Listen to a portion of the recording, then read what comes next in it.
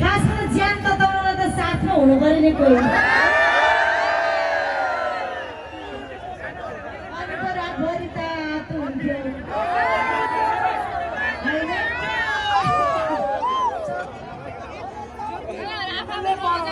अब आउने हिउँदमा चाहिँ त्यस्तो सोल्टी खोजेर एउटा उद्घाटन नगरी भएको छैन अब बिहा भएको छैन तिम्रो बिहा भएको केटा मनपर्छ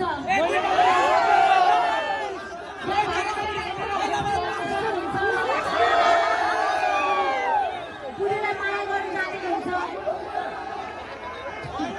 बुढीलाई फकाउन जानेको हुन्छ अरू बुढीसँग बच्चा बनाउन जाने हुन्छ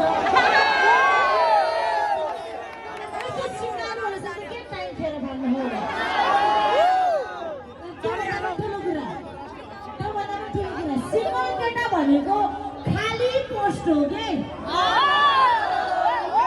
जहिले पनि गोल गर्छ तर त्यो गोलको महत्त्व हुँदैन विवाहित केटा भनेको चाहिँ किप्पर भएको पोस्ट हो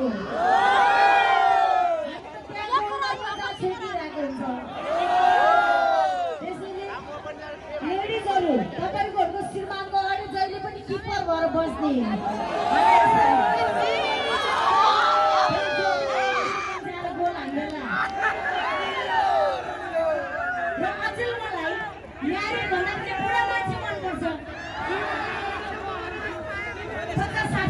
नागेको कुरा किन मनपर्छ थाहा छ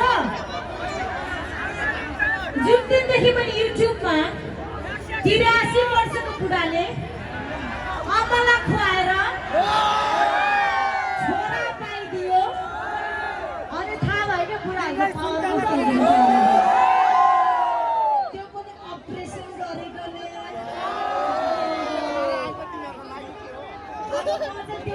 खोजेर आउनेवाला छु होइन